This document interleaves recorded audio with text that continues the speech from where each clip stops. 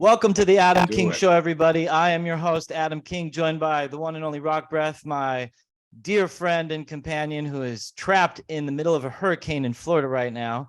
So we finally got the internet working at his place in order to put this episode on, and we're going to get through this quickly.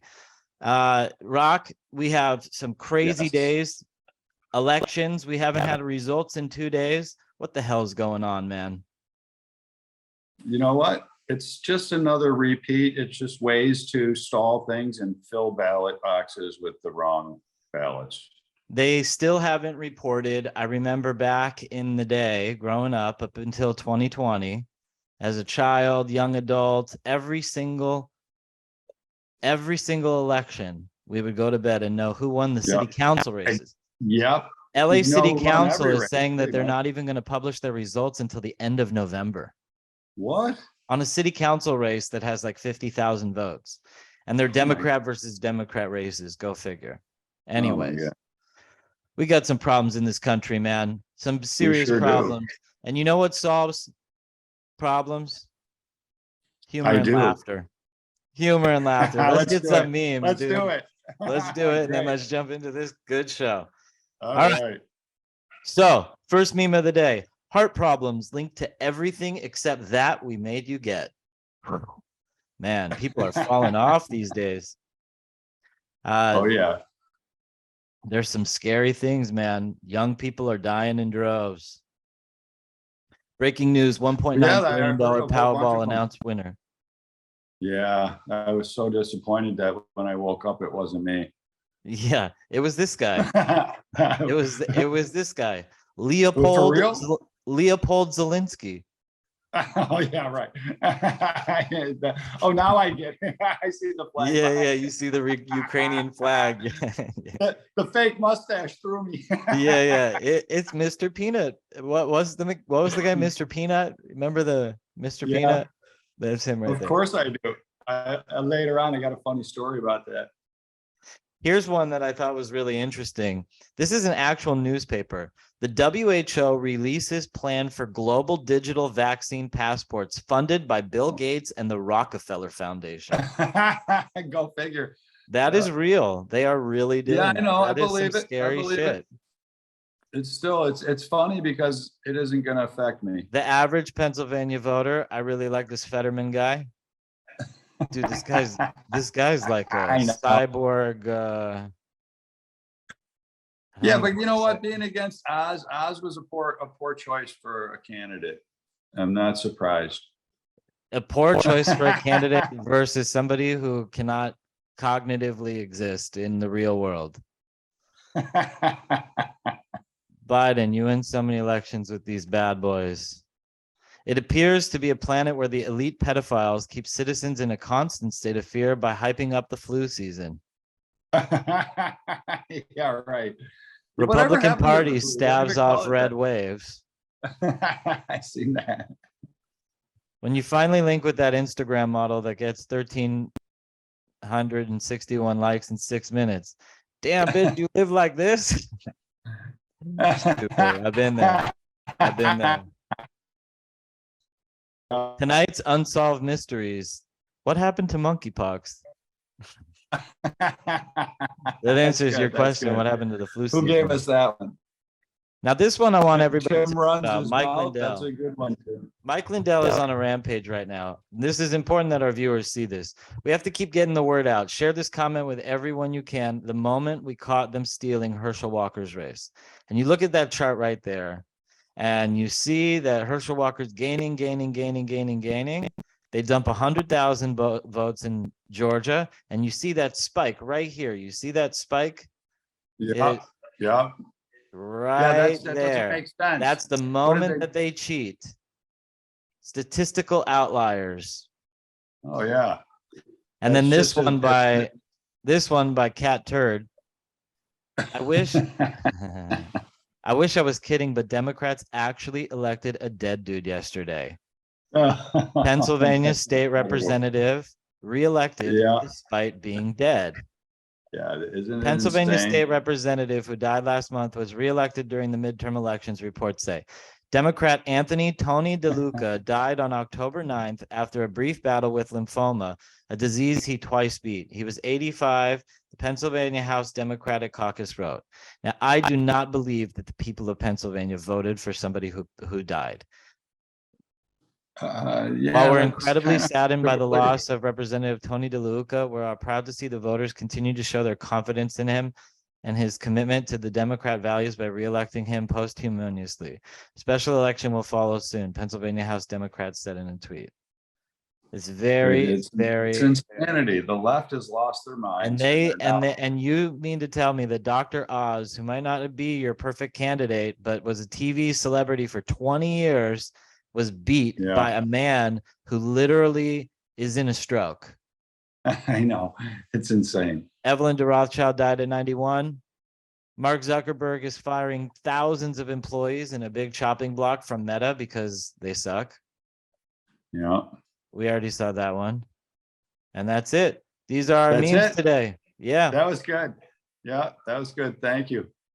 All right, I'm going to let in our two doctors. We have a great COVID repeat part 2. And Rock, I'll catch you on the flip side. Yeah, you sure will. Thank you so much, and have a great show, everyone. Thank you, Rock. Thank you. All right. We are joined once again by the lovely Dr. Margaret Aranda and Dr. Len Saputo. And Dr. Aranda, last week we had a conversation about COVID, and we really went deep, and we were just scratching the surface. And so to all of our listeners out there, Dr. Aranda invited Dr. Saputo to come on the show so that we can go a little bit deeper into the issues relating to COVID vaccines, and some of the really earth-shattering information that we spoke about on our show. Mm-hmm. But before we get started, doctors, I have to address the pink elephant in the room. What is happening with these elections? You call them elections? Doctors, I clearly am the senior in the room, so I will ask those younger than me that in your lifetime since COVID, did you ever see an election not called on election night? Not that I remember. Not that you remember. Well, how can you have it called on election night if they're doing funny things with it? Takes time, you know. Do you remember the election, George Bush versus Al Gore for president? Yeah, I do. Oh, that was big. With the hanging chads, right? That's right. So I remember even that election was called on election night. Even that election was called on election night. Well, I guess a lot of the machines broke and they ran out of paper, and they had a lot of people sitting around waiting for hours and hours. And Trump put a plea out to stay there, just keep waiting. Is there any races that either of you are paying more attention to? Not really much, because I mean, a lot of it you just can't count on. And are they fair races? And if you have a vote to make, you're going to vote for one doofus or another doofus. You don't get, in America, you no longer have things that are fair. I mean, look at how the Congress is. They vote one way or they vote the other way. There isn't anything about that is making you have confidence that your vote counts. What we have to do is get together and form a party that has power. And I'm thinking that maybe something like We the People power would change America a lot. We the People Party. I love that. That's where I want to be. The candidate that I'm the most passionate about is Kari Lake in Arizona. Yeah, sure. And she is just dynamic. She is the leader. I look at her and I see more of a leader in her than I do in DeSantis or Donald Trump, to be honest with you. And she's just on fire. She says all the right things. She has that angry mother attitude that's going to seek revenge for her children. And I think she'll protect us.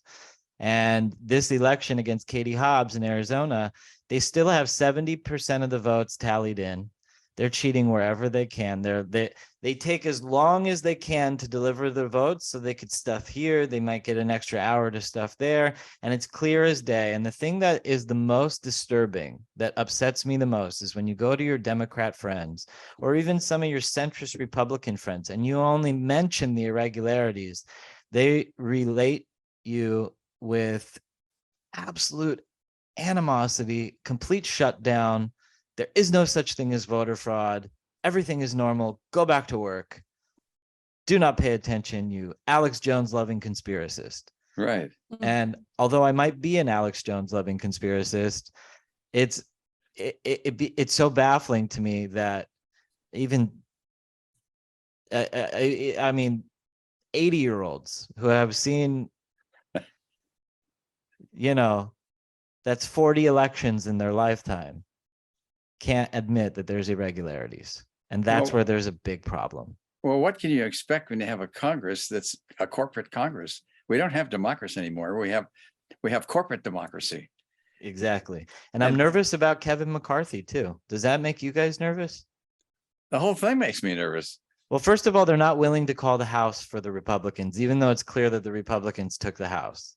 That's the first, I don't even know what the first red flag is, to be honest with you. I mean, like, I had a whole show planned about COVID, but I should have known this going into this show 3 days after the elections, that the elections would probably still not be called, and America has no clue where our leadership is. At what point does do we step up and take over DC, march on DC and not leave? That may not be the only solution. I think the real solution is to fight with votes, with powerful votes, but they have to come from a party that represents the people, not from two parties that represent corporate America or other financial institutions. Right. And until we have that, we have no vote. So whether you vote for one or the other, does it really matter? You think the Republicans are better than the Democrats, or they're worse than the Democrats? They're both corrupt. Yeah. So where do you have to go? You have to come together as we the people, and we haven't done that. We sit on our overweight behinds and hope that it'll go away and profess like we know what's happening in the world, when we don't, because we haven't studied COVID and we don't really even know what the three branches of our government is. So, I mean, what would you expect from a population like that? Here we are. We have to be patriots, and we're not. We have to be patriots. We're not being patriots, and we need a vast re-education program to really just wake up America. And if you overlay the election problems on top of other problems that we face as a country, that which I brought both of you on the show to discuss, being one of them, COVID, and everything related to COVID and the New World Order and the World Economic Forum takeover through a virus, you have to ask yourself, where is there hope if not in God? Because there is nowhere else to find hope than in God. It's hopeless. And either God will save us, or God doesn't want to save us and we're doomed. But it looks pretty doom and gloomy. The only thing we have left is the Second Amendment. How many guns do you have? Enough. The better question is how many. The better question is how many bullets do I have to keep those guns fresh? There's always a shortage of ammunition. And that answer is also enough. Well, sadly, Adam, what's happening is we've been distracted by COVID. COVID isn't the problem at all. The real problem is much deeper. It's what you're talking about. It's the World Economic Forum and things like that are totally trying to destroy us. And we're in some kind of coma. We're not moving forward at all. I like how Alex Jones refers to it as Stockholm Syndrome. Sure, it is. He relates to it as Stockholm Syndrome. And I was thinking about this because I have very dear family members of mine who are very stuck inside of this myopic world groupthink mass formation psychosis. And like, it makes me wonder, like, what is it that keeps, because they have to know that this is all a lie. And there's something that keeps telling themselves that this lie is not, that this lie is worth defending, even though they have no relation to the victors of the lie whatsoever.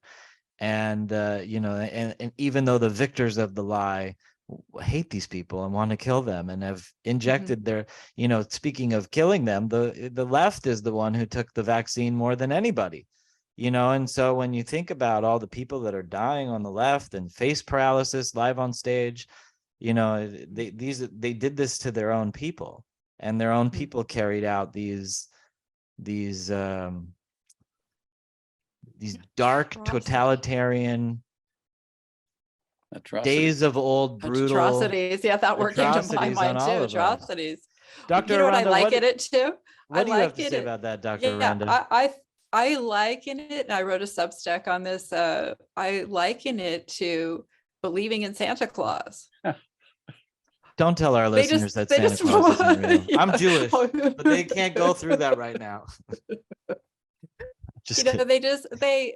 they want, I listen, we were all to a certain extent. I was very trusting in the NIH, the CDC, the FDA, the ABC, NBC, CBS groups, Mhm. until this happened.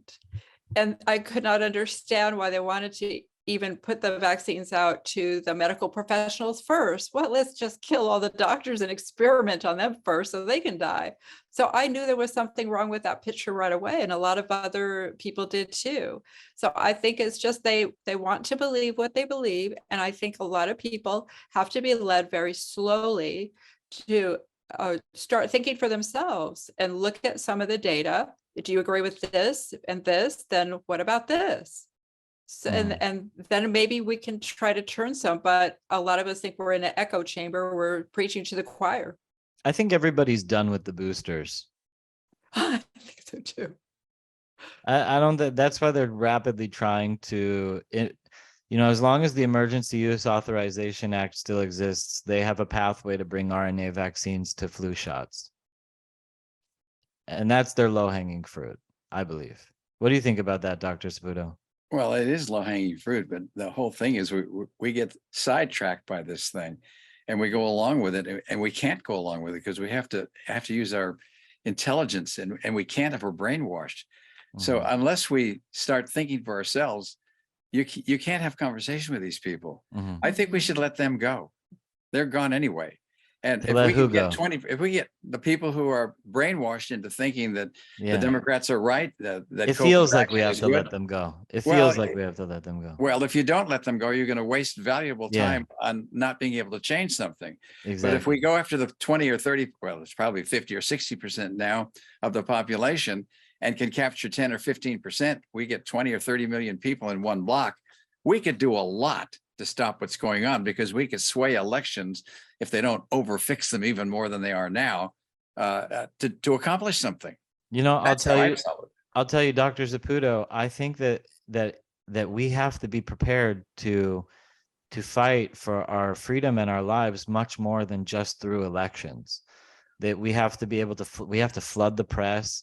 We have to flyer cities, and we have to go back to propaganda of the early 19th century, when the printing press was just born, the French Revolution. We have to put out little flyers and newspapers, and if they take away our media, we have to come to the media with paper, and I'm a firm believer that the Second Amendment was given for us for the purpose of keeping government tyranny in check, and we have to be firm and not afraid to say that we are determined to defend ourselves and our livelihoods and our rights, and there will be some of us.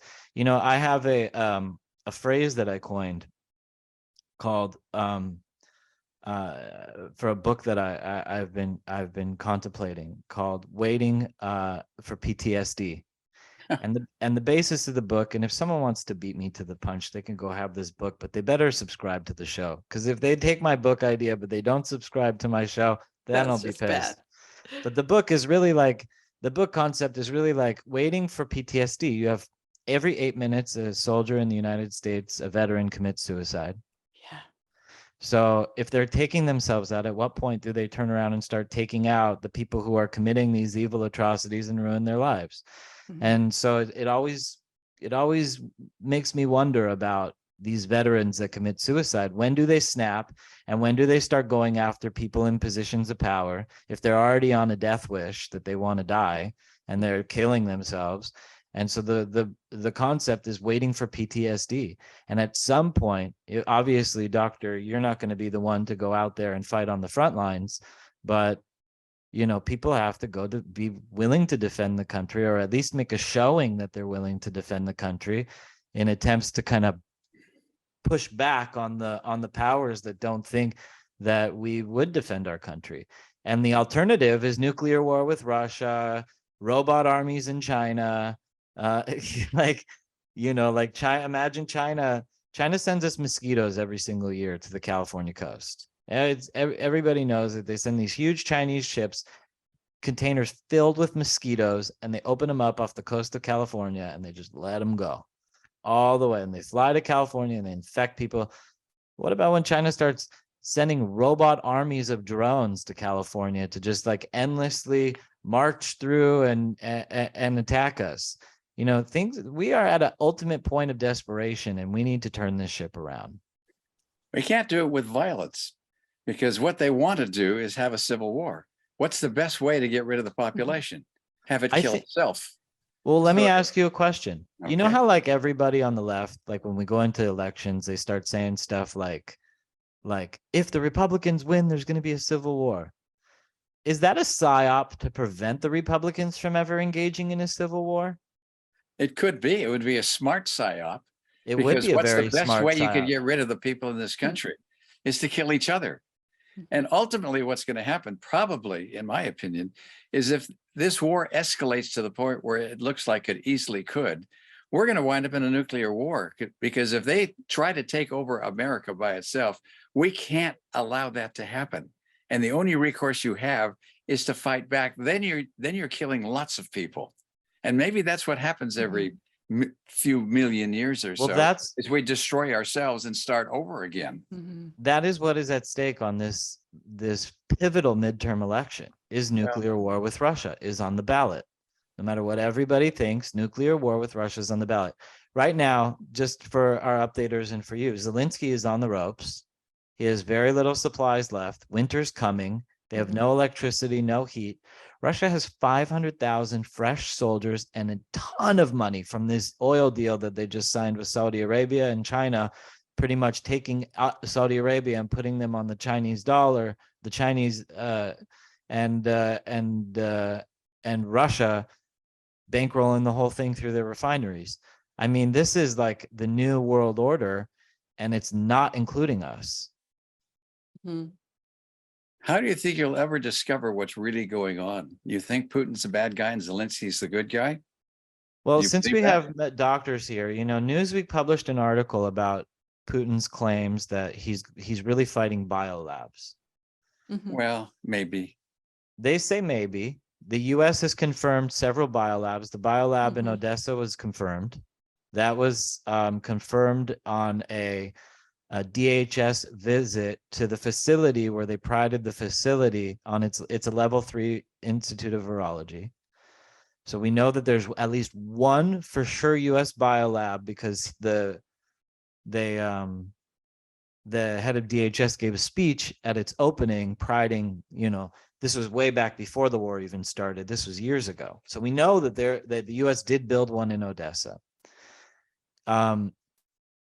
Well, do you think where the biolab is in Ukraine makes a difference? What if it was 1,000 miles someplace else? Could they not still use the Well, I think that there's biolabs all over there's biolabs all over the world. Yes, there are. But if there was a biolab in Tijuana, the U.S. would be all over it. And so this is why if Russia's saying that this is the reason why they're coming in, like immediately after the world suffered this total fake real pandemic where this corporate America released a bioweapon on Earth. And Dr. Aranda had the most amazing quote last week. She said, the vaccine wasn't made for COVID, but COVID was made for the vaccine. That's beautiful. It is beautiful. It's been in my head for a week, echoing in my head, this quote. And Dr. Aranda, you really hit it on the head when you said that. Like if you think about all the compounding factions, like the Nazi blitzkrieg, if you will, since we are dealing with the real Nazis here, the blitzkrieg is you bombard one point on the front with everything you got so that you could create a big enough hole that your armies can run through. We got election fraud in the United States. We got, I don't know how many people are injected with RNA vaccines. That's just like a big what if in the back of the, so much happening at once. How do you fight back? If, how do you fight that with elections? You clear up the corruption on both sides. Don't think the US is so lily white, because it's not. We're actually, in my opinion, the troublemakers a lot of the time. We're fighting 4, 5, 6 wars at the same time. You never hear about them here. Oh, But yeah. we're the aggressors. We use our might to try and control what's going on in the rest of the world. And the rest of the world fights back. And then when do you think you get the truth? From who will you get the truth? You don't know. Mm-hmm. So we get brainwashed too, with no answers and stuck in a place where we go, what can I do? That's why I keep talking about what we have to do is we need to get together as patriots. We, the people, need to get together and form our own organization that's a union or a political party or something of that nature. So we can stand up and say, no, we're not going to have that. And we've got enough people now. If we got 40 or 50 million people, and there are way more than that in the way of patriots in America who don't know what to do, give them something to do by giving them a voice. And once they have a voice, then you have power. But the only way you have a voice that has power is if you have numbers. It's strength in numbers. I mean, the bad guys, what are there? A couple of thousand of them maybe throughout the world? We have 340 million people in this country. And somehow we're sitting back on our heavy duffs doing nothing or complaining and say, what can I do? Somebody's got to move in the direction where we get organized. We're not in World War, just World War III. We're in the second American Revolution. And if we don't stand up and stop something here, we're going to be done. And it's urgent. We have to move on that immediately, because when we get distracted by COVID and by things that are happening in the Ukraine and Russia and other places, we get distracted from what these jerks are doing, these psychopaths are doing to try and control us and to destroy us. We cannot get distracted. We must come together as patriots. And that's what we're doing, by the way. You may not know that. Our organization, Physicians and Patients Reclaiming Medicine, is absolutely doing that. And is a big focus of our attention is to raise 20, 30, 40 million people who are saying, what can I do? And say, we'll give you a voice. And you can join us for free, be a subscriber, or you can join us and support us financially. And we'll get out there and we will do something about it with you at the helm for you. That's a great pivot into your organization. I wanted to touch on that. Can you tell us more about your organization? How did it start? Who are you the founding member? One of them, yes. It started about 9 months ago or a year ago. One of my doctor friends who practiced with me said, the medical board is coming to get me. And for writing medical exemptions for kids that are having problems with their vaccines. And they were going to take her license away. And she said, there's a bunch of us that are like that. And we're standing in line. They're going to peel us off one at a time. And then when it's my turn, I'll lose too. And everybody seems to be losing. I said, well, gee whiz, what do you think about getting together? How about forming a class action suit? Or at least getting a really top team of attorneys to support what you're doing, okay, with this thing, and see if you can win a case rather than get peeled off one at a time. They said, oh, great idea. So we got a whole bunch of people together, and then we started talking about how do we fight the medical board? And now that things are happening, people like Meryl Nass in Maine, Dr. Meryl Nass is doing some wonderful work where she's got Bobby Kennedy behind her from Children's Health Defense and supporting the effort. And Meryl is a genius. She went to MIT when she was 18, I think. It was crazy. And so she's standing up and making that medical board look like an idiot. And then we got the idea. Well, this is great to fight the medical board, but it's another distraction. It's not the real deal. The real deal is Klaus Schwab and his new world order. And what's happening there. So we have to step beyond what we formed together for, which was to fight medical boards. We should continue to do that, but direct our attention in another way, where we start to build political strength, the muscle that we need to make a difference. And that's what we are focused on now. We have a section of our organization called We the People. And we're trying to get millions of Americans who don't know what to do to have some trust and faith that they can do something and believe in themselves and believe in America again. because this is about saving America first. Amen. And when you save America, right. you save the world. So It's that's true. what that's what we're doing. And I'm so proud to be part of that, because I can't think of anything more important than standing up and being a patriot in a country that's all screwed, in a world that's all screwed up. It's about money. It's not about service. It's about power. It's not about building community. And until we do that, we're on the wrong track. We're the bad guys. You know, Doctor, you just said something really profound. You said, if you save America, you save the world. That's right. And the bad guys know this too. And they know that if they can destroy America, they can destroy the world. That's it. And so that's what we have. Beautiful. We have to defend. And the bad guys are Klaus Schwab. To really, to sum it up, Klaus Schwab. It may be deeper than that. We don't even know that. Well, you know, I'll tell you, there's a lot of families that finance Klaus Schwab, like the Quant family, Quant. They're like a really old Nazi German family. Great. There's a lot of old families that circle around Klaus Schwab. And you know, Dr. Aranda, was it you who I had on the show when I showed the picture with him and his father, Eugene Schwab, So a lot of people in Nazi don't uniform? Yeah, and a lot of people don't realize his heritage Let me was see like if I can that. find that picture again for actually it's in your file in Dr. Aranda part 1. Okay. Here it is. I'm gonna show this picture for Dr. Saputo. Give me 1 second. Here we go.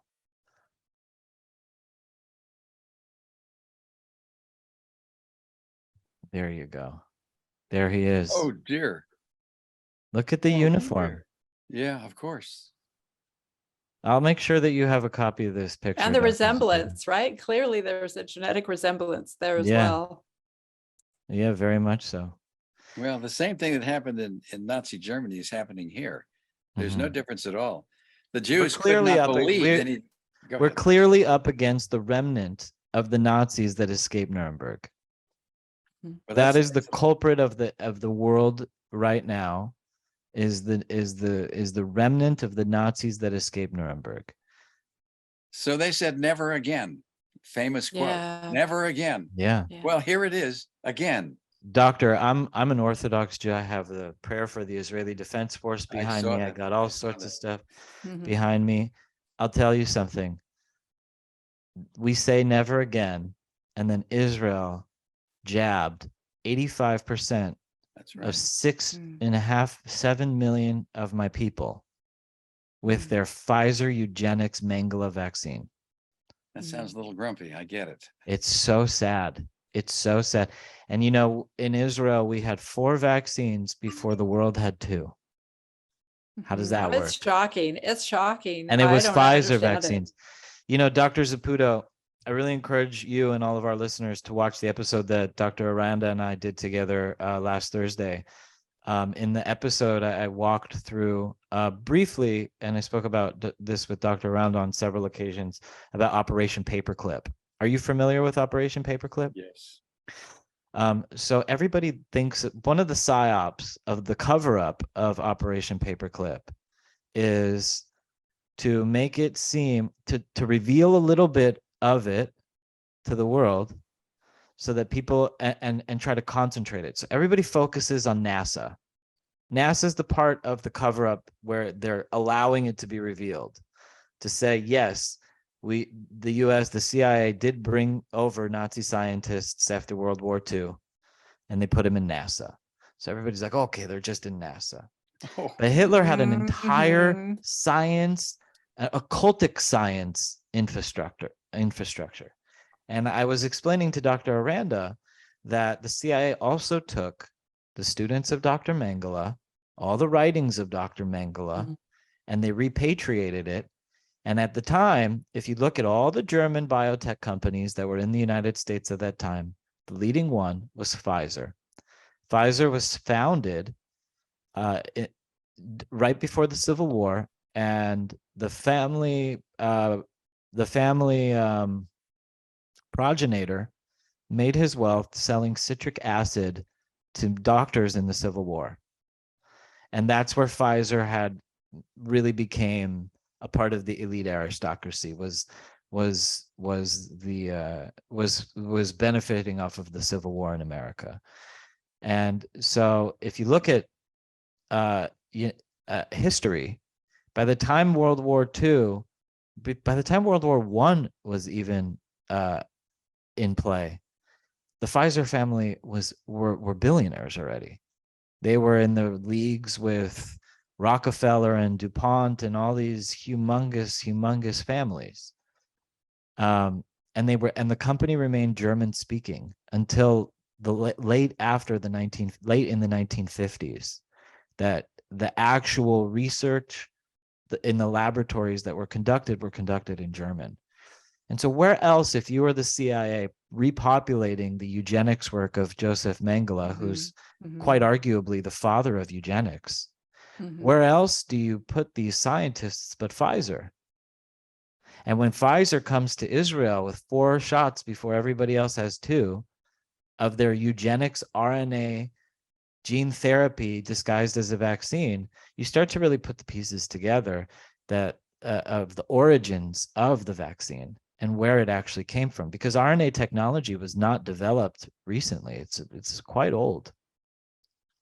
Well, it's worse than that, because what actually happened is Pfizer gave the vaccine to Israel under the conditions that they would not report the effects of the vaccine. Wow. Tell me more about this. I don't know anything Well, about that was part of the deal. I mean, everything is worked out in advance. All the bad guys get together, they have a plan. They don't tell you about it. Then it's lockstep for them. And we just follow what's happening. That was the deal. When they gave the vaccine, they gave Israel a vaccine and said, but you can't report on it. So they agreed to that. I'll tell you, Doctor, you hear around the opposition to Israel, they call them the anti-Zionists. And I always heard these like anti-Zionist campaigns, from the Palestinians, that the Zionists are the evil. And it always hit me so hard because I feel deep in my heart that I'm a true Zionist. Okay. If you believe in the Zionism, according to the Torah of the Jewish people, is the belief in the Mashiach, the Messiah, and the salvation of the Jewish people and the repromise of bringing us back to our homeland. But through the implementation of the Pfizer vaccine and Pfizer's control over Israel, it's like we've entered into a new exile. The Jewish people had the Roman exile, we've had the Babylonian exile, we've had the Greek exile, we've had all these exiles, and now we have the Pfizer exile. We have the global exile now. It is a global exile. Yeah. It is a global exile. 4 billion. Do you think Israel could have done more or should have said more? I mean, they were under contract not to. Right? Well, what I was saying deep in my heart, what I was trying to express about that anti-Zionism sentiment is it was only through the implementation of these vaccines that I did realize that there is a foreign power that has authority over my people, and that we are not a sovereign nation. Yeah. Well, who is? That's a big question. It's not just Israel. It's every country in the world. You're right. Who is? The World Health Organization is a sovereign nation. Well, sort of. That's right. In January of 2020, it wasn't just one country that was talking about COVID. It was a whole friggin' world. Right. And they all were coming to attention. So you're saying that Israel has information that it's withholding from the world right now? Of course, because they made a deal. Yeah, they're smart. But I'm not blaming Israel. I mean, I am. Who knows what's going? Well, you can do that, but who knows what's going on behind the scenes? I mean, I'm not blaming them for the world. I'm blaming them for what the crimes committed against my people. I see Bibi Netanyahu just won re-election, and that really bothers me. Yeah. Is this the final solution? I mean, like Bibi was our champion for years, and then he injected everybody with 4 vaccines of German Nazi Mengele eugenics research. Well, so did everybody else. And we need to come together as one people. I like the idea of one people, but I don't like the idea of blaming just one group. I think that I appreciate the whole world is complicit here. We're the all whole guilty. World is complicit. Exactly. I'm guilty. Everybody that said you cannot come to Thanksgiving dinner unless you take the vaccine is guilty. That's right. Yeah, that's right. That's how far the guilt extends. Yeah, force your grandma to get vaccinated or she can't come. Yeah. It's not even, a lot of people were forced vaxxed, children and parents and grandparents. Nobody was forced vaxxed. That was a part of the deal. That was how God allowed for something like this to happen. Because God created the world. As a Kabbalist, I'm a very deep spiritual man, Dr. Saputo. I think am Dr. too. Aranda, We all are. God created the world in the Kabbalah for the bestowal of free will upon humanity. Because in God's mind, God wanted to bestow kindness upon to another and have that experience. So he wanted to give something over. And the greatest thing that God had is free will, which is absolute sovereignty. And so God doesn't interfere in this realm by messing with free will. He always keeps free will intact. God is a lover of free will. And that's why America is a country of freedom. It's a country of God. You mean used to be? It still is. It's got a little bit left. But we have an expression. We have an expression in Hebrew, Ani ma'amin be'emuna shlema. I believe fully in the complete redemption. And that we believe that things are okay. And for America too, I believe that America is still free. You and I are still free. That's why I get up in the beginning of this segment, even though I condone violence, I still say stuff that is wild and off the tongue because I believe in freedom. I feel like we need to say controversial things now more than ever. Well, we have responsibility that comes with that. We need to make demonstrations of freedom and sovereignty wherever we can. Do you remember Cory Booker said, get up in the face of some Congress people right now? Do you remember him saying that? Yeah, don't waste your time. What I'm saying is we need to get up in the face of some Democrats. We need to get up in the face of your families. We need to talk to people. We need to show animus to our opposition. We can't show indifference. We can't show feign ignorance, like we want them to just go away. We have to show animus. They have to fear us. Niccolo Machiavelli says it's better to be feared than loved. Wow. Well, and we have to stay together. There you go. That's what as much as we can. But Dr. Saputo said earlier in this broadcast that we need to start leaving people behind. Leaving the people who can't be helped behind. Because we have a responsibility that comes with free will. And if we don't do that, I mean, God gave us free will, but he also gave us responsibility. So we partner with God as we do things, and God will protect us as long as we're not stupid or do things that are ridiculous. And that is happening. And that's why God had the vaccines according to free will. Okay. That people had to choose to take it, whether they were guilted in by their parents or guilted in. My family, I had family members that said they wouldn't see me because I remained unvaccinated. You know what I chose to do? Not see them. Yeah. And it was painful. Yeah. But you want to know something?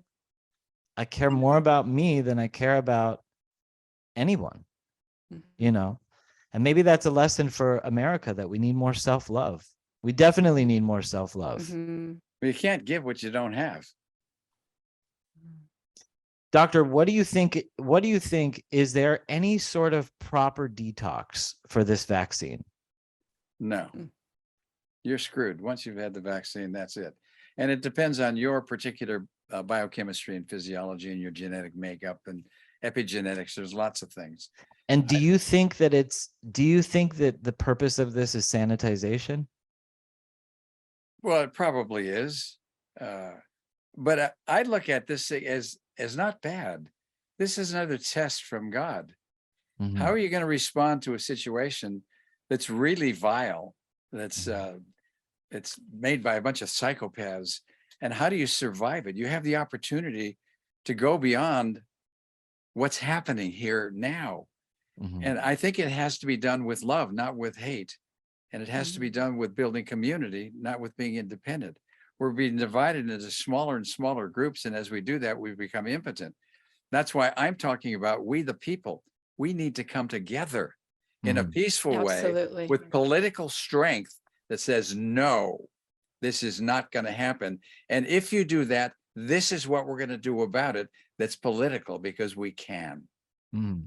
We have so much of a massive advantage with strength in numbers that we should be touting on the big towers saying, you do this, you're in trouble, and this is how we're going to do it.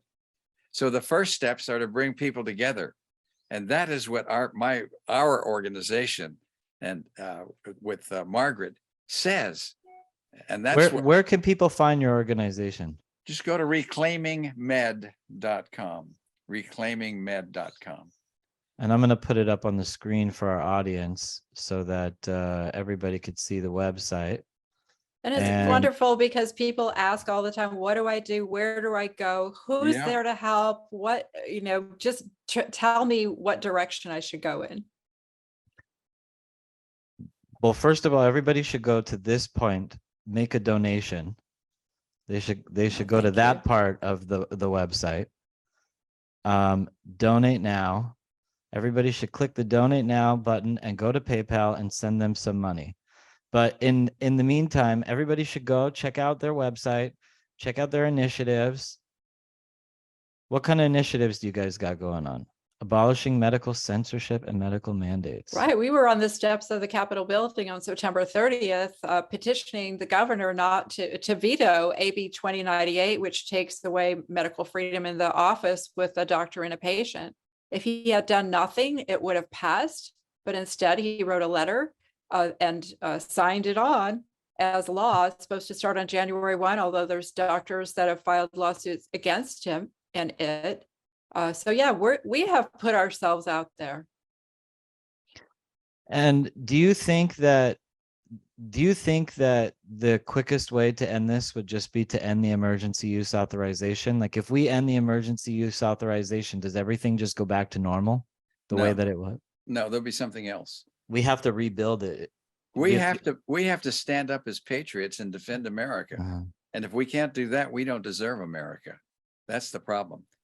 And we don't want to do it with bloodshed. It doesn't have to be that way. It can be. It doesn't have to be that way, but we're prepared to.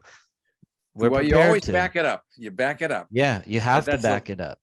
Well, and I think better to die on your feet than on your knees. And civil unrest is sort of an in between doing nothing, doing something, taking action, and a revolution.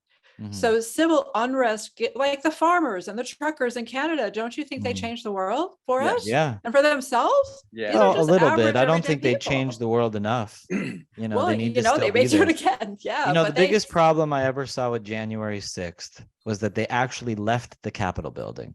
If they stayed there for, let's say they camped out in there for like 2 days, January 6th wouldn't be viewed as the way that it's viewed as now. The messaging would have been clear. People would have started taking it seriously. It was like this pinnacle crux. Like they came in for 3 hours, they danced around, took a bunch of selfies and left, and then never did it again.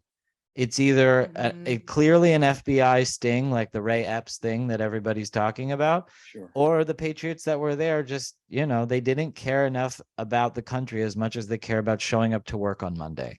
Well, and that's a big problem on our side, is that we have this like mentality that we're the ones who work and we're the ones who show up. And what if we don't show up to work on Monday? Doctor, you're an important doctor. What if you don't show up to work on Monday in civil protest?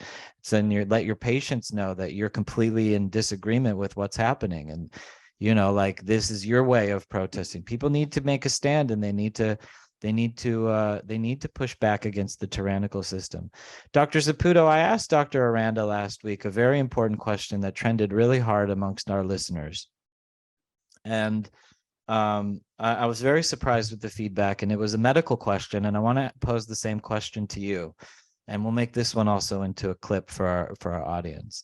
That I'm a single man, I'm on the dating apps, and the dating apps, they list that the vaccine status. I think it's pathetic, to be honest with you, that people go around showing their vaccine status to each other like a bunch of losers. Well, I'd like to know if they're vaccinated. I would like to know if they're vaccinated. The question that I posed to Dr. Aranda that I'll pose to you without telling you her answer is it safe for unvaccinated people to date vaccinated people? Well, there's a risk from it. We don't exactly know what the risk is completely. If you're thinking about the spike protein being transmitted back and forth between two people, one vaccinated and the other not, I think that's a bunch of baloney. I do. But if you're talking about spreading the virus, that's another story. And we know that vaccinated people do transmit the virus. They carry it. Those that are unvaxxed that have already had the infection it's not an issue because you will not get the infection again, except in a rare situation. So would I date somebody if I was single who was vaxxed? I'd probably be hesitant to do that. And not just because they're vaxxed and I'm worried about what I'm going to get, it's because their mentality and how they're thinking. Because I'm certainly not. That's my biggest concern. If they're willing to, if that's such a big hole in their That's a red flag. they're gonna sell your kid. Your kids are gonna have pink hair, and boys are gonna become girls under those circumstances. Well, it's already happening. But the question that I have is, and that I posed to Dr. Aranda is there substantial evidence that the damage that's done to the reproductive system through the vaccine causes significant risk to potential fertility in children? Totally. Yeah. So then it would, so backing up to get a real yes or no answer question from you, is it safe, knowing all the risks, is it safe to date, marry, and have children? If you're unvaccinated, should you stick to an unvaccinated person, or is it safe to let liberté and freedom and love run wild? Well, I think it's not a good idea to be around people who are vaxxed. They're the ones that should be wearing N95 masks, not the people that are unvaxxed. They're the ones that should be quarantined or to stay at home, not the ones that have had the illness. So you do believe in shedding? Oh, I think shedding the virus, absolutely. And I think you do shed some of the spike protein too. But you got to think that if the spike protein is a problem for the person who has the spike protein in them, they should be sicker than hell. And they are kind of sick, okay, because even though they may not be symptomatic, but when you just are in contact and getting a little bit of spike protein, not a good idea. It's like saying, is a little bit of arsenic good for me? No, it's not. So ideally, I would not date somebody if I was single and I was looking for and long-term and I say this to my audience, these are two Stanford level doctors that I have on our show today, two really impressive pedigrees of doctors. And so for the audience, Dr. Saputo, it does represent pregnancy and child rearing complications, and it would be advisable to not date people who have taken the vaccine. Is there more of a, in all the research that's coming out, have you, or Dr. Aranda, have you seen anything in the difference between men and women who absorbs more of the spike proteins, or who has the bigger risk of infertility? One of the things to think about too is that a lot of the worry has to do with blood and fluids that get transferred between people. So the question is, what could be in the blood of somebody who's vaccinated that isn't in the blood of somebody who's unvaccinated? And actually, Ryan Cole is actually the pathologist, doctor. He's coming out with some markers so that we'll be able to test some markers of spike protein. But it's not just spike protein. Of course, there's the whole theory that there's graphene oxide or that there's nanoparticles. Right. The And nanoparticles is what's scary.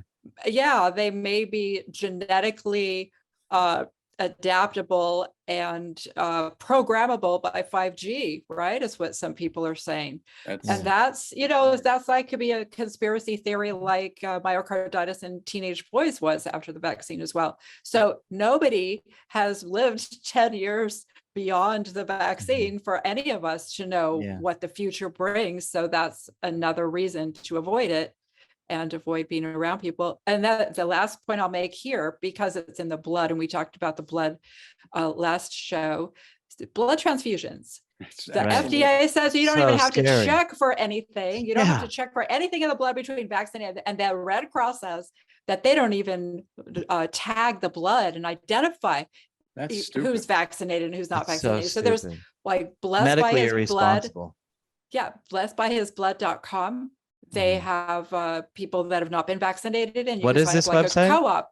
I believe it's blessedbyhisblood.com. It's a Christian website, and you can sign up in the co-op, and they keep track of everybody. And if you need blood, let's find somebody with your blood type.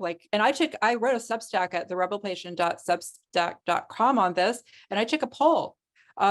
People that are unvaccinated don't want to get the blood of somebody who has been vaccinated, but they're willing to join a co-op and pay a little bit for it and even be on call 24 7 should go offer to donate it to somebody, because it's hard to bank it and keep it fresh. You don't want to Right. waste the blood. Right. But yeah, a lot of people are absolutely concerned about this, and they're actually willing to delay their surgeries until such time that more is known about this. But I also ask people, do you believe the FDA thinks that there's no reason to test the blood or say that it's vax or unvax? 100% of people say no. They think the FDA is lying. They also think the Red Cross is lying, that they're not marking it and they're not tagging the units as to who's been vaccinated and who hasn't. And there's agitation, and absolutely no, we're not going to tell you if this blood has been vaccinated or not. Yeah, I actually saw a special on the Red Cross about the dark nature of the Red Cross and how they actually sell blood and some other really, really scary things. Dr. Aranda, in our last show, I mentioned to you the patent application number for the Moderna vaccine, the component of the 5G nanolipid particle. Did you happen to read it? I did not read it. I Okay, didn't, next time you come on the show, I'm going to ask you again. Okay, good. Okay. Dr. Saputo, I took it upon myself to read whatever I could on the patent applications of the vaccines. I myself am an inventor and familiar with the patent application process and whatnot. And I told Dr. Aranda that the Moderna vaccine has a 5G nanolipid particle in it, and that they were awarded a patent, and the patent number is 2020060606. Of course. And right. And, when you file a patent application, you get a random number. Oh, This is yeah. patent that's number right. 716943221, Right. whatever. They got 2020060606, and it's a 5G nanolipid particle that is in the Moderna vaccine. Maybe they've privately contracted it into other vaccines. Who knows what they got it in? And that 5G particle responds to the biorhythmic features of the body, and somehow through data converts it into data that is used to create cryptocurrencies. So they're harvesting the body's bioenergetic field, or whatever you'd call it, for the purpose of turning that human into a piece of profit. When you're talking about transfusions and you're worried about spreading it to other people, I think what we should do is let the vax people give blood to the vax people. Yeah. And that's 85% probably of the population's had it. I mean, if you believe in the science, right? I mean, we're all, I'm here with two real scientists. I'm a fake scientist and telling my audience that I'm a real scientist. But if you believe in the science, what do you do if you're in a study? You have to isolate things. Am I right? Yeah, well, you can't. There are too many confounding factors that you can't just do one study one time and get an answer you can trust. There are too many variables. And then with all the conflicts of interest that people have who do science and publish in our major medical journals, like the Journal of American Medical Association and Lancet and New England Journal of Medicine, there's more crap in that than there is fact. And we know that now. Marcia Angel, a doctor who was the editor of the New England Journal of Medicine for a lot of years, a few years ago, resigned from it, saying, I can't stand working for this organization, basically. Working for this organization anymore because the information that's published is got conflicts of interest. Who's paying for the study? It's the pharmaceutical industry. They have 10 years ago, they spent $92 billion a year in research, and the NIH only spent $32 billion a year. And you think you can trust the information that's published by big pharma? If good scientists do this study, they give it, and then big pharma says, you did great work. Thank you so much. Brilliant. Now you give us our data and we'll interpret it for you. And it never says, we spent $500 million. And by the way, our drug sucks. Everybody at the FDA knows that outperformers at the FDA are rewarded with very lucrative corporate contracts when they leave the public sector. That's right. Yeah. That's right. That's what happens with the people who are in charge of the CDC. They go to the pharmaceutical industry right after that. The head of the CDC often goes there and makes 7 figures a year. You don't think that's corrupt? I mean, this country's friggin' corrupt. It's the most corrupt country in the world. There you go. Yeah. So we need to come together. We have to come together. Yeah, we need to come together. How do we organize? Doctor, how do we organize? Doctors. You won't. We don't organize. No, you're herding cats there. They don't do that. Cats. Yeah, you ever tried to herd cats? Oh, Doesn't herding happen. cats. Doctors are not good at organizing No, amongst they're, ourselves. okay. We are they're not. complicit in what's happening. Right. You know, 90% of the Yeah. doctors are complicit. They're giving these stupid vaccines and recommending them. And then when they're hospitalized, they're not giving the drugs that work and giving drugs that harm you. I mean, they're as guilty as anybody. I don't stand up behind doctors for that. I understand why they do it, but I don't forgive them for that because it's wrong. So One of- it's not going to be the doctors who are going to save us. It's the patients. That's the Yeah. Patients need to save the doctors. You know, and then one of the doctors reasons Go ahead. one of the reasons I started this show was to bring good people like yourself together with other good people and to start collecting an audience where we stream on every single platform. We even stream in foreign countries, actually. Beautiful. And we are out there. We're making clips. We're doing everything in our humanly God-given power to break the algorithms. And they don't ever take us off of platform. Actually, our episode with Dr. Aranda last week got censored and taken down from YouTube, but it's Right. still available on Rumble, and it's still available on every other platform like Spotify and Apple iTunes and all that stuff. And we started this because we wanted to corral the masses and we wanted to start getting information out there. This podcast is actually accompanied by a newspaper, an actual imprint publication that we've been working on as well. And so we hope over here at the Adam King Show that we can at least corral the audience and bring the right people together and the right viewership of activist patriots who want to save our country. And that's our job. Your job is to keep spearheading the research and getting these tidbits of information so that we have accurate information and accurate doctors. Are you guys familiar with Dr. McCullough's new the wellness group? His Yes, new I am. what do you guys think about that? Much. Is that in Anything- competition with you guys? No. No. The competition for what? No, I've got more patients. His I is can like handle. online medicine, correct? Anything Peter There's a McCullough lot. does, I'll support because he's a great human being who's given a lot. And He he's is. a great scientist, a brilliant man. And it's not the best way to do medicine, in my opinion. That needs to be done face to face. But if you're going to do something that's a little bit different, do it any way you can. And if he Yeah. wants to start it with an online approach, God bless him. I'll support that. One But of I'll the support things what that I'm I doing a little bit more. yeah, than well, what we Margaret need you to does. stay in your lane, doctor. We need you to finish. We need you That's to right. accomplish your tasks for the That's right. movement.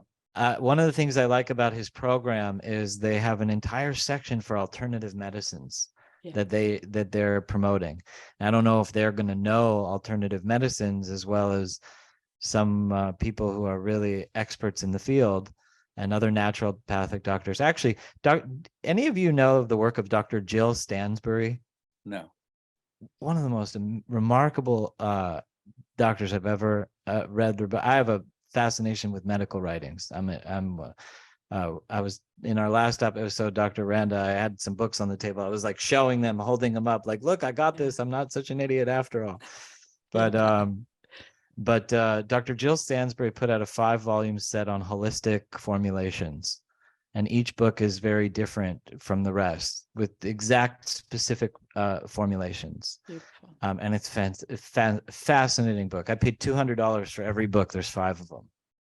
Well, I'll mention too that there's a parallel medical system with the indigenous American Indians. Mhm. And doctors that lose their licenses can actually apply for certified tribal practitioner licenses. They have their own pharmacists. Everything is non-pharmacologic and herbal and different things like that. I've been talking to a few of the doctors in different tribes, and I'm real interested in that because of exactly what you were showing me last week with the very antique books of original, herbal medicine, especially, and using animals and their pancreatic juice and things like that, putting it in your ear with Dr. a twist of Saputo, we had lime. an entire conversation Yeah. about Gallon on the previous episode. Well, listen, this is the right track. We call it alternative medicine. It's not. The medicine we practice Yeah. today is archaic. What we're Here, trying to I do is actually get have people- that book on the table. Let me read. Yeah, I'll read let's one show for you. Dr. Saputo. There you go. This is the book, Okay. Wondrous Healings of Wise Cobbler. And it takes from all sorts of places in the Talmud and other books called, one is called Pardes Ramonium. There's a whole bunch of books that are medical books. And you're familiar with the Rambam, Rabbi Moshe Maimonides, who wrote 1,000 years ago some significant medical volumes. Yeah. Here, cure for disease of the kidneys. The milky resin of the poplar tree salix, when drunk, heals disease of the kidney and inflammation and blockages of the kidney tract. According to Rabbi Tuvia, there is a different method, which is to take the bark of the poplar tree, dry it in the shade, grind it to a powder, mix the powder in a liquid, and give it to the patient to drink. That's no different than bark. Western medicine, by the way. I'll tell you why. Because what it's doing is it's coming up with something that cures symptoms.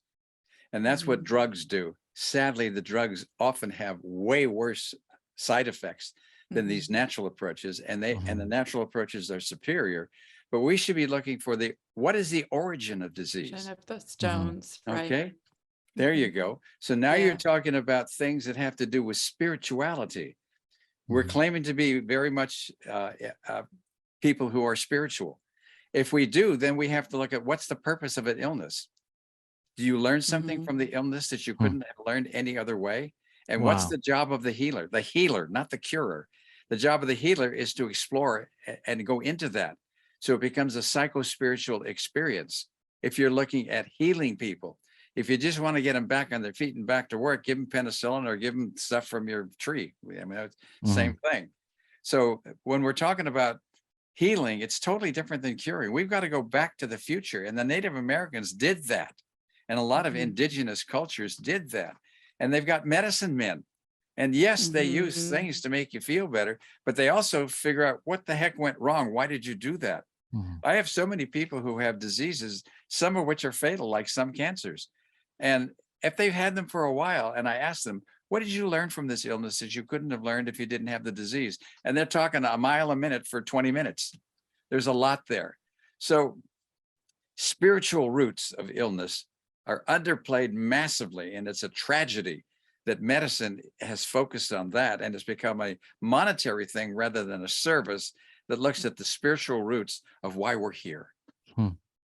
That was so inspiring. Thank you for that nugget of wisdom. That was something that you rarely hear from doctors. We aren't trained to do that, but I've learned to do that. I told Dr. Aranda that my doctor kicked me out of the practice for not being vaccinated. And that's the type of doctors that I get exposed to. So when I hear a doctor like you spout something so profound and full of wisdom like you just did, it means a lot to me, because it makes me have faith in the medical industry, or not the medical industry, but faith that there are healers, that there in the Western medicine, that there are healers. And and Dr. Saputo wrote a book on this, right? I did. What is the book called? He wrote a book. It's called Science, Spirituality, and Medicine. And I don't sell the book, but I will. It's only 30 pages long, but it's fairly profound. I'll be happy to send you a PDF of it. And oh my God, I would love a copy. You can sit. No, not just for you, for anybody who wants it. We'll put it on. As I said, I don't sell it. We'll put it on our website for everybody who appears on the show has a bio page, and we'll put it on your bio page that so people can download it the way you want to if you like it. Yeah, it's free. It's beautiful. It is very beautiful, and it is so inspiring to hear somebody say what is the root cause of illness the way that you just did. Are you in the wrong place at the wrong time? Is God mad at you? No, it's none of those things. There's purpose and love in it. And it's hard to see when you're suffering. I have a patient who's a tennis player now who had a stroke, and he can't play tennis anymore. And he's an attorney. And now it's been about 9 months since he had the stroke, and he's paralyzed on one side, and he's walking clumsily. And he says, I learned things that I could never have learned if I hadn't had this stroke. Now, would I trade my right side that's paralyzed back for it? Yeah, I would. Right. But I did learn something I couldn't have learned. But God's kind. God loves you and is trying to help you with things. And in his wisdom gives us challenges to face that we can go beyond if we're going to be advancing in our spiritual path, because that's why we're here on earth, is to learn to become better human beings who are wiser, more spiritual, Mm. more loving, building community. It's not about I, me, my, and mine and separation. That's what these jerks who are in the World Health Economic Forum are trying to do to us, is to get us to kill each other and to be divided into individuals if they can. Mhm. And it's working because we're mesmerized by all this baloney that's out there that's taken us down. We're good people, but we got to wake up. And that's our lesson. That's our lesson, our spiritual lesson. That's why we're sick right now, is to learn how to wake up. Totally right.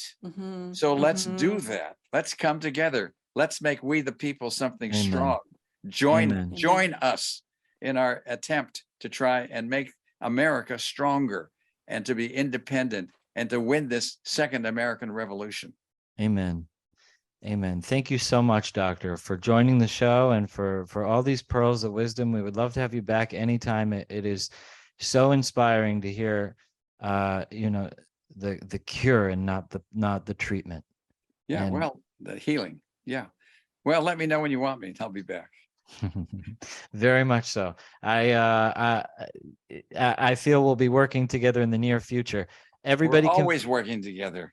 your website again is patients and It's reclaimingmed.com. reclaimingmed.com. It's Margaret's as well.